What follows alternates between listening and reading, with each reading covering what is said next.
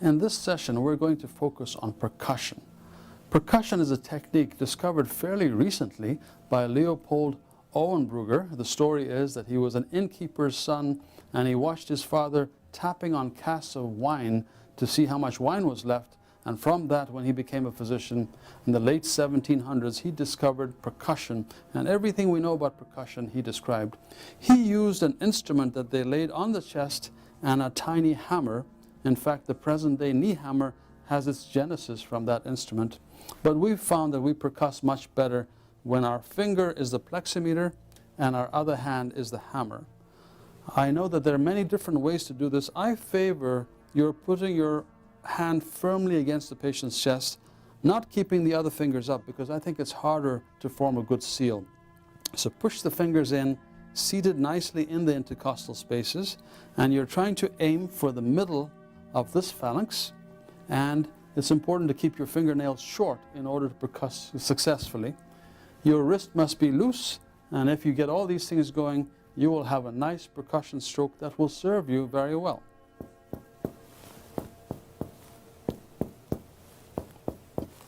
You're detecting a slight difference between left and right, and that is quite normal. That is the area of superficial cardiac dullness. And now we're going to go over the surface anatomy of the right side of the lung. Because if you think about it, there's no point in percussing and encountering an abnormality, dullness, say, if you don't know the normal anatomical boundaries and don't know if that's liver or lung. So I'm going to point out some of the surface markings and I'm going to draw them for you. If you were to put your finger in the suprasternal notch and bring your hand down, you would encounter the angle of Louis. It's a very important landmark. This is the suprasternal notch, because lots of exciting things happen there. It's the level of the right atrium, the trachea bifurcates, the thoracic duct crosses over, the azygos vein joins, it's the lower border of T4. And for us, it's very helpful because the second rib joins right there, and therefore the space right below it is the second intercostal space. Now, in percussing on the right side, we must be conscious of the location of the major fissure, because the major fissure will divide things into the upper and lower lobes and the minor fissure.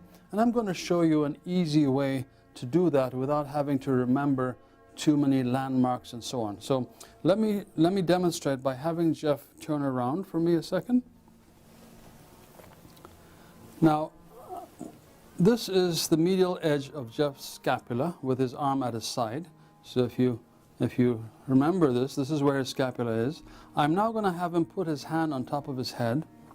And a really exciting thing happens is the moment he puts his hand on his head, the lower border of the scapula becomes a wonderful landmark for the major fissure. So this is the lower border of the scapula.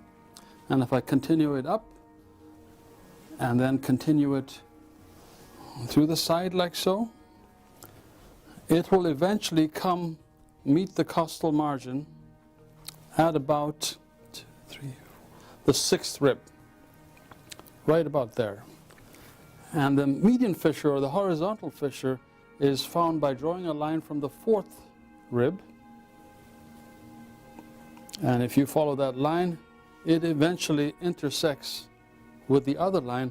And as you can see, the axilla is the only place where you can see all three lobes of the lung: upper lobe, middle lobe, lower lobe. When you're examining the patient from the back, you're largely dealing with lower lobe with a little smidgen of upper lobe. And when you examine the patient from the front, you're mostly seeing upper lobe with a little silver of the middle lobe and a tiny silver of the lower lobe. In percussing the right side, it's terribly important again to know where the liver is, and especially to know the upper border of liver dullness, because the liver is here. It is dull when you percuss over it. You need to know the upper border so that you can say any dullness above that is fluid or consolidation. And the magic numbers to remember are 5, 7, 9. 5, 7, 9. The fifth rib in the mid-clavicular line. So here's the second rib, third, fourth, fifth. Right about there's the fifth rib in the mid-clavicular line. The seventh rib in the mid-axillary line, I'm going to turn Jeff a little bit and have you put your hand on your head. And I'm going to find my landmark again.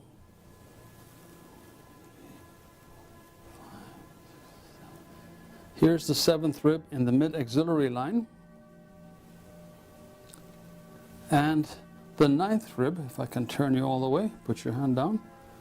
The ninth rib in the mid-scapular line, the ninth rib, which is about there. So remember the magic numbers 5, 7, 9, representing the mid-clavicular line, the mid-axillary line, the mid-scapular line. If you have dullness below that, that's normal, that's liver. If you have dullness above that, especially if it's considerably above that, it's quite abnormal. In percussing the left side of the chest, it's really quite different from the right side. On the right side, you have the solid organ of the liver to contrast its dullness with the resonance of the lung. On the left side, there's a slightly different situation. So on the left side, you have the heart. And as I mentioned before, you have a fist-sized area of dullness, which we call the area of superficial cardiac dullness. Everybody should be dull there. And if they're not, it suggests hyperinflated lung. The pulmonary second space, again, should always be resonant, and if it's not, it suggests perhaps an enlarged pulmonary artery. But the very interesting phenomenon here has to do with the gastric bubble that sits under the rib cage. Here is the lower margin of the rib cage, and the gastric bubble sits underneath there in an area called Traube space, which I'm going to outline. Traube space, spelled T-R-A-U-B-E, is formed by dropping a perpendicular on the sixth rib in the midclavicular line. So here's the midclavicular line.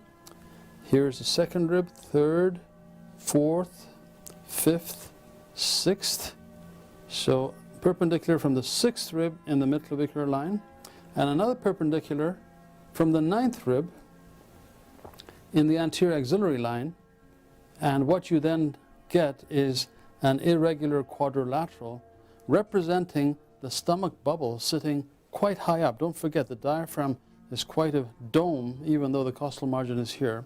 And when we percuss the lung and go down this way, we go from resonance typically to tympany from that large solitary bubble. So listen to this.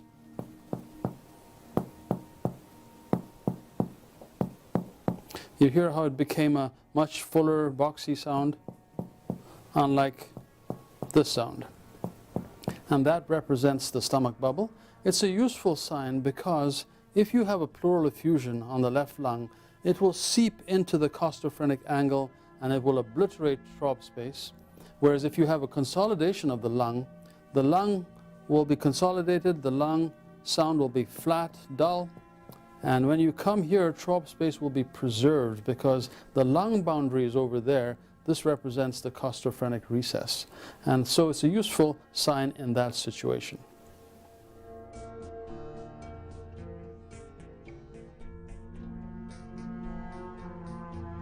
The preceding program is copyrighted by the Board of Trustees of the Leland Stanford Junior University.